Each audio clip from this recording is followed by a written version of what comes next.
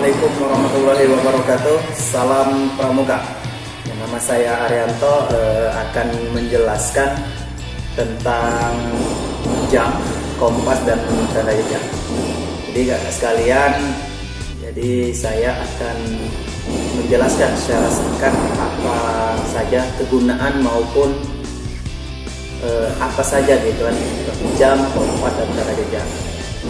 Nah, jadi kita langsung saja masuk ke yang pertama, yaitu tentang jam. Jam sendiri adalah suatu unit waktu ya. Dapat kita ketahui biasanya jam itu ada dua macam, yang mana ada sering menyebutnya 1 sampai 12 jam, atau ada juga yang 1 sampai 24 jam gitu kan. Yang mana sejaknya itu sama saja ya kan. Dan juga untuk jam itu terdiri dari jam, menit, dan juga detik. Kalau untuk jam seperti yang saya sebutkan tadi ada 12 atau 24. Kalau untuk menit itu ada 60 menit. Dan kalau untuk detik itu adanya 3600 detik. Nah, kalau jam itu dapat kita ketahui ada yang digunakan untuk menghitung waktu, baik waktu kebutuhan kerja dan lain sebagainya. Itu digunakan untuk jam biar bisa mengukur jarak dengan waktu yang kita tentukan. Untuk jam sendiri ini dari masa ke masa banyak sekali perkembangan ya.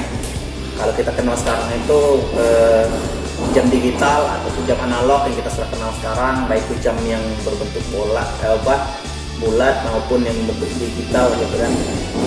Tapi kalau masa-masa dulu itu ada juga jam matahari gitu kan, yang mana dengan melihat matahari dan melihat mata angin.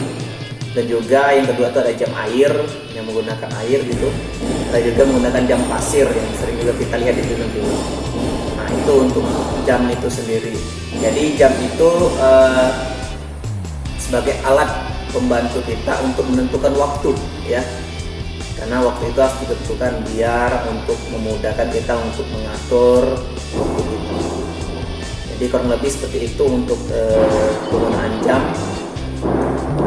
Selanjutnya kita ke kompas. Untuk kompas sendiri yaitu alat bantu ya, alat bantu yang digunakan untuk menentukan arah mata angin. Dan juga kalau itu contoh, kompas sudah ada, saya sendiri sudah kompas.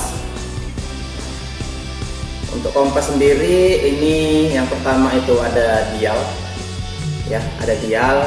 Dan juga yaitu dial itu permukaan di atas tertera angka dan huruf seperti pada permukaan jam.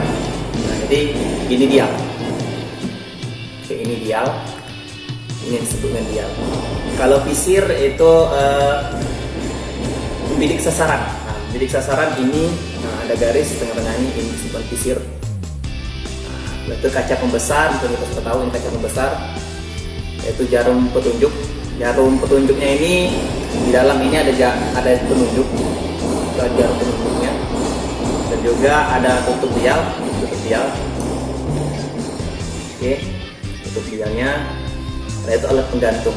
Alat penggantung yaitu untuk memasukkan jari kita. Untuk nama-nama. Dan juga ini gambarnya. Ini kurang lebih gambar untuk penjelasan saya tadi, yang mana sebut visir, dial, jarum petunjuk, dan lain sebagainya. Itu untuk derajat-derajatnya di dalam kompas. Jadi kompas ini sendiri kan untuk menunjukkan arah mata angin. Dan ini sering digunakan untuk yang mereka sedang berada di hutan ataupun di laut ya, untuk menentukan arah mata angin, untuk menunjukkan arah. Nah, ini untuk cara penggunaan kompas itu sendiri. Jadi yang pertama tangan seperti ini, jempol yang dimasukkan, ke lubang, dan ini tahan. Biasanya lurus seperti ini. Nah, ini lurus kan? Kalau sudah lurus, baru kita tentukan pas kisaran bidik dan baru kita lihat seperti gambar yang samping. Ya, kita lebih seperti itu untuk penggunaan kompas. Oke, selanjutnya kita ke materi selanjutnya, yaitu tanda jejak. Nah, dapat kakak sekalian lihat tanda jejak ini yang biasa untuk menunjukkan arah ataupun petunjuk ketika kita melaksanakan perjalanan di pembaraan ataupun sejenisnya.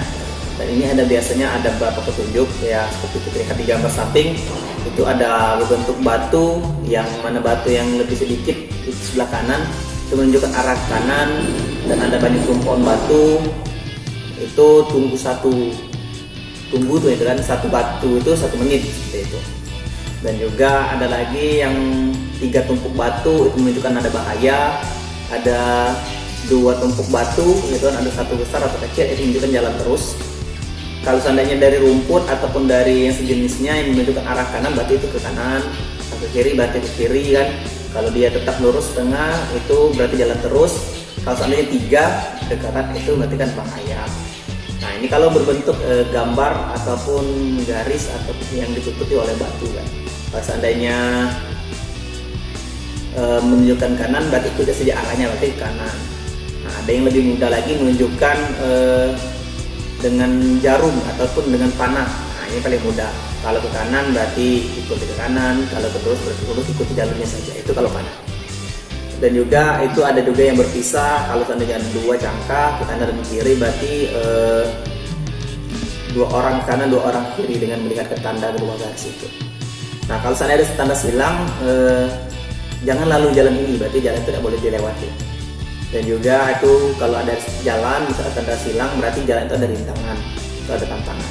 Kalau ada yang bentuk kotak 2 dan dalamnya ada waktu berapapun itu, berarti misalnya 10 berarti tunggu 10 menit. Kalau ada kotak cuma 1 kotak dan dalamnya ada huruf, berarti itu menunjukkan langkah ya. Kalau seandainya ada 2 kiri kanan seperti gambar di samping, itu berarti kembali atau pulang. Ini untuk tanda jejak jenis lainnya. Kalau seandainya bentuk segitiga itu ada bahaya. Kalau seandainya bentuk lock, itu keadaannya baik. Kalau lock kebalik itu keadaan buruk. Kalau seandainya ada bulat 2 itu menandakan saya telah pulang. Kalau seandainya ada bentuk segitiga kayak bentuk buper gitu kan, berarti itu kembali ke perkemahan. Nah ini untuk menunjuk arah seperti panah tadi, kalau kanan kiri. Dan juga kalau seandainya segitiga garis kayak panah segitiga seperti di gambar samping, itu menunjukkan damai atau aman, itu kan. Kalau seandainya ada panah ke kanan garisnya 2, ke kiri 1, berarti itu ada perang hati-hati, gitu kan. Nah kalau ada gambar kayak bulat terus ada panah, itu artinya kembali. Mungkin itu saja sedikit penjelasan untuk kompas, jam maupun tanda jejak. Semoga dapat bermanfaat untuk anda sekalian. Apabila ada kata salah saya mohon maaf. Para ulama kita sama-sama pun saya dengan mengucapkan assalamualaikum warahmatullahi wabarakatuh. Salam pramuka.